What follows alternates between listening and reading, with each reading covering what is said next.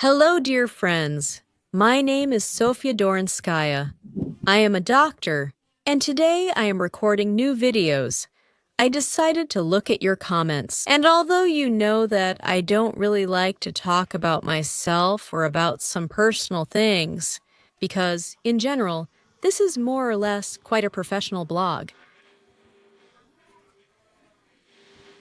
A woman asked how I managed to do everything, working, running the blog, and also taking care of household chores, and whether someone helps me with the household or not. And, since sometimes people like these chatty videos, I decided to respond to this comment. No one helps me with the household chores. Oh, but I somehow, all my life I've been collecting, if I can put it that way, certain rules for myself about how to organize my life. I would like to start from the beginning. At the end of the 80s, at the beginning of the 90s, when perestroika had already begun, information started to appear. There was, I remember, a little leaflet being circulated about how Russian noblewomen were raised.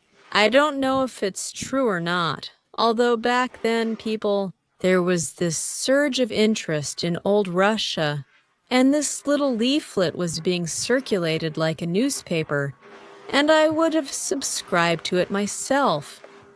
I really liked one article in it. It was about how noblewomen were educated at the Institute for Noble Maidens, and what the teachers told their students, their wards, about how they should behave in the family with their husbands. And perhaps it was a recollection of a former student of the Institute for Noble Maidens, and she said that their teacher said about being with their husband, you should do everything for him, basically. That's it. You should serve him. You should fulfill all his wishes. You should help him in everything. You should be his support. You should be his pillar. You basically should dedicate your whole life to this man. There was a lot of that. Well, you understand yourself, right? What it means to serve a person? And what about me? I just remember when I was reading it, I thought, how can you actually give up yourself? It's basically laying your life on the altar for this person's goals. There was a sentence at the end, if he deserves it.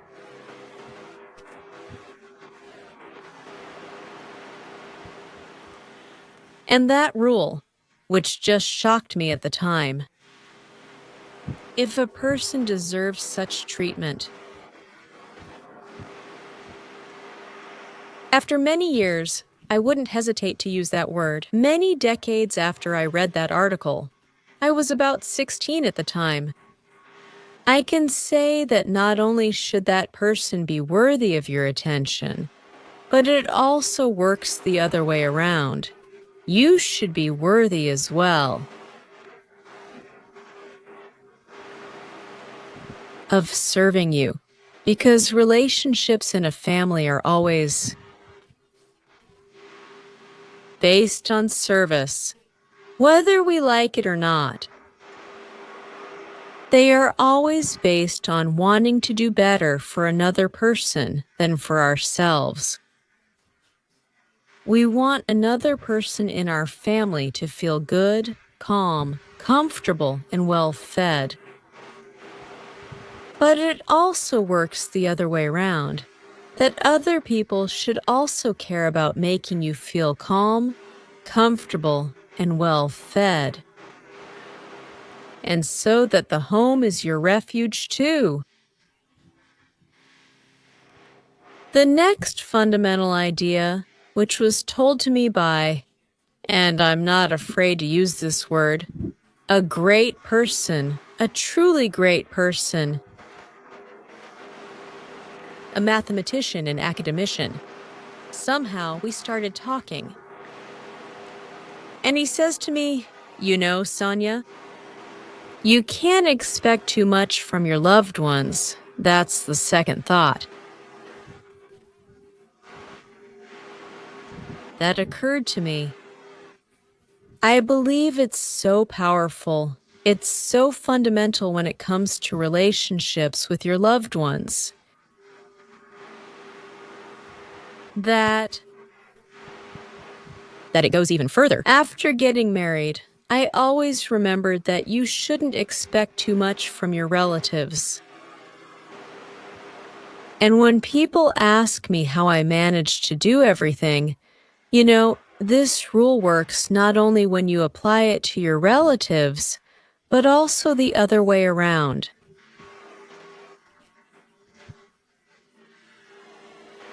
In my family, no one expects too much from anyone else. I am very grateful that my life brought me together with a person who deserves the kind of relationship in the family that I provide.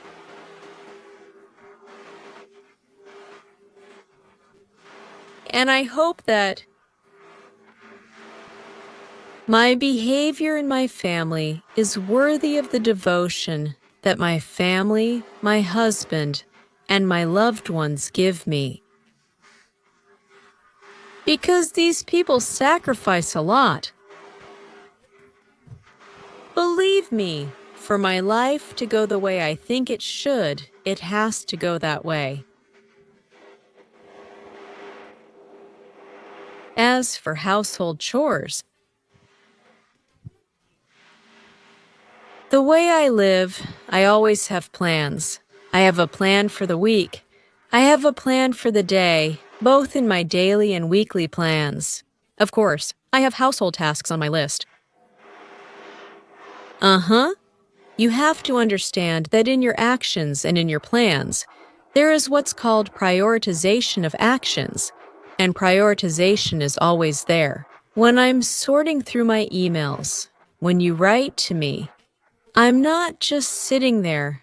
Sometimes I get 100, 120 emails a day, and I feel good when I leave work and have 0 unanswered emails.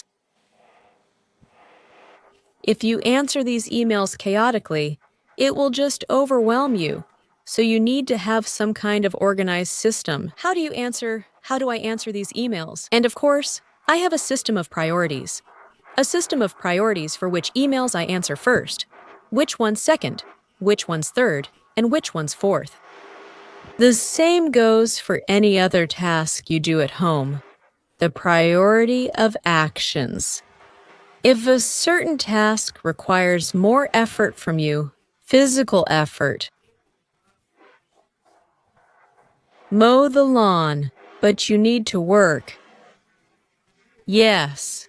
So on some days, mowing the lawn doesn't bring in money, but work does. So, of course, you choose what you'll do today. What's your priority, work or mowing the lawn? On a work day, it's work. On a day off, it's mowing the lawn. Because otherwise it'll get overgrown. Roughly speaking, yes. Next, None of us were born with a stamp saying that this specific person,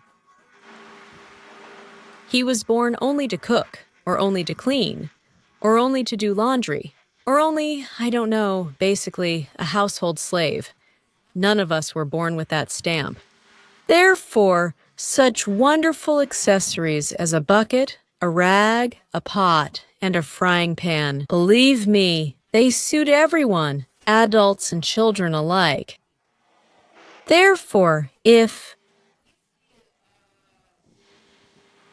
someone doesn't like something, doesn't like the dust, or someone is really hungry and you're taking too long, no one is forbidden to get up and cook. No one is forbidden to take a rag and wipe off that dust. Again, you can't expect too much from your loved ones. And believe me, when you stop expecting too much from them, they might calm down and stop expecting too much from you. Always strive for excellence, even in daily life.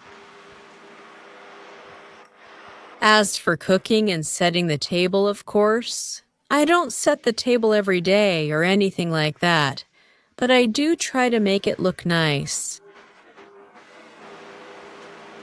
One of the greatest table settings. Yes, we always eat on dishes that need to be washed.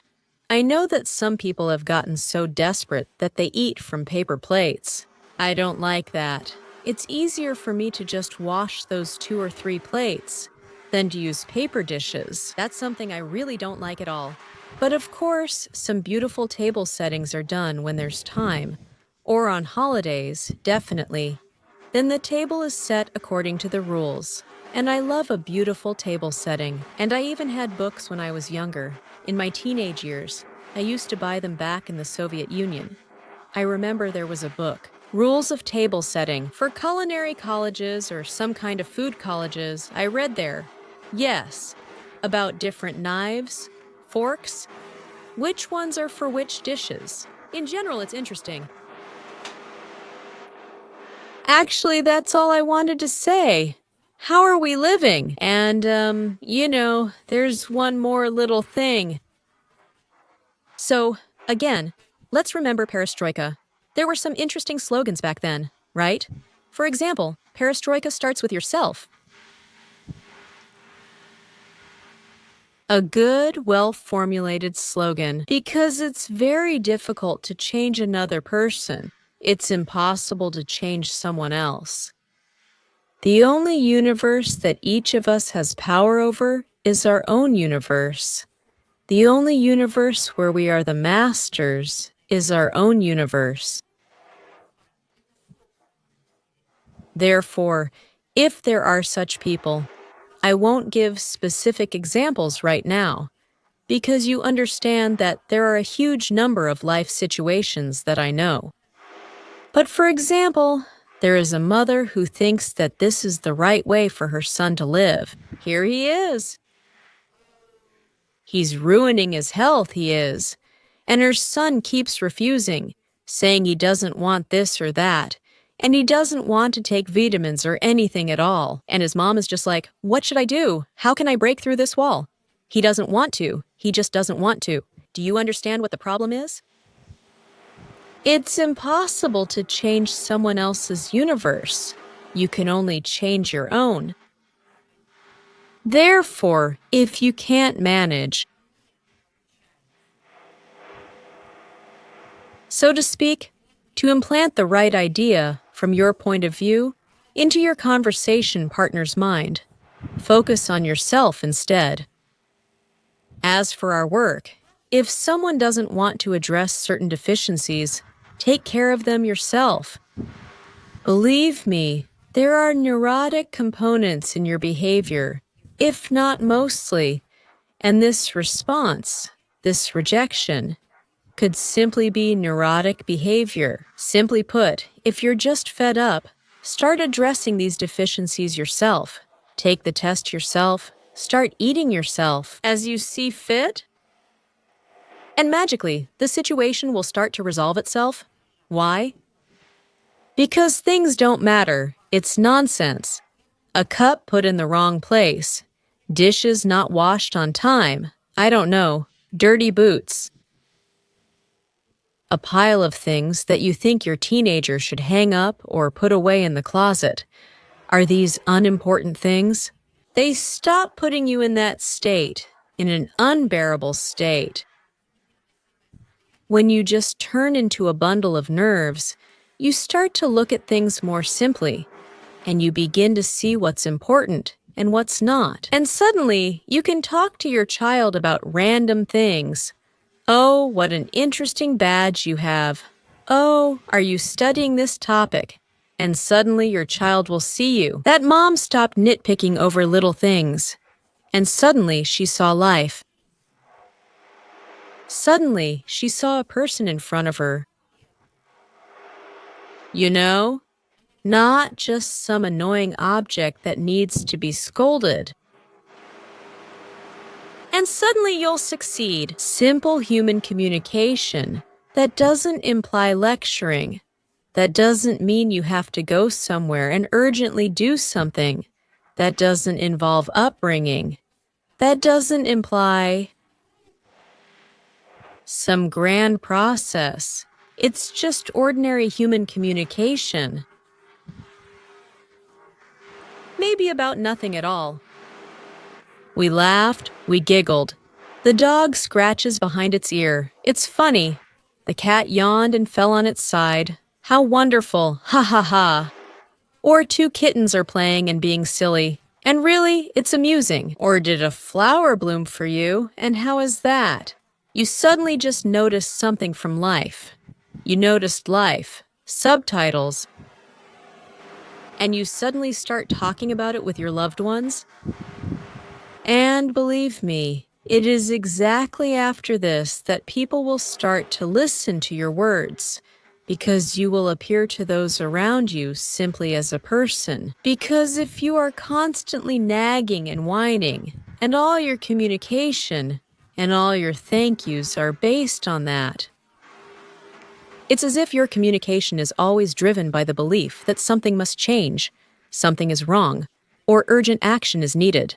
Someone sat the wrong way somewhere, looked the wrong way, didn't come, didn't call, and anything else like that. Yes, it's very exhausting. It's really exhausting, and people tend to exclude such people from communication, and, it becomes just background noise. That's why, for example, in our curation forms, it says that if you need an urgent response, write urgent in the subject line, but always remove the urgency from the subject if it's no longer urgent.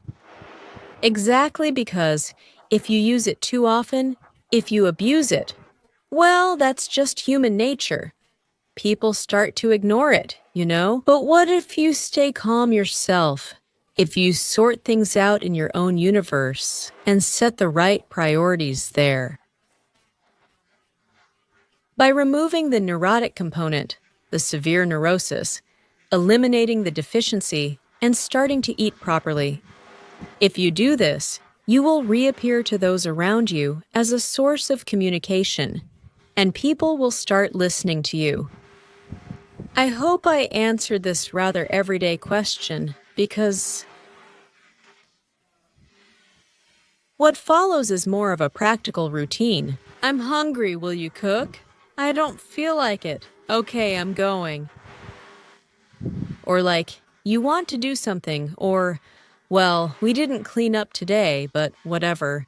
We'll clean up tomorrow or the day after. This isn't some kind of foundation of life. Yes, everyone has a reasonable attitude toward things. And in general, they realize that their own universe is what they have control over, and everyone is responsible for their own universe. With everything I've already said above, I hope I've answered your questions. Thank you very much for your attention, and see you in the next video.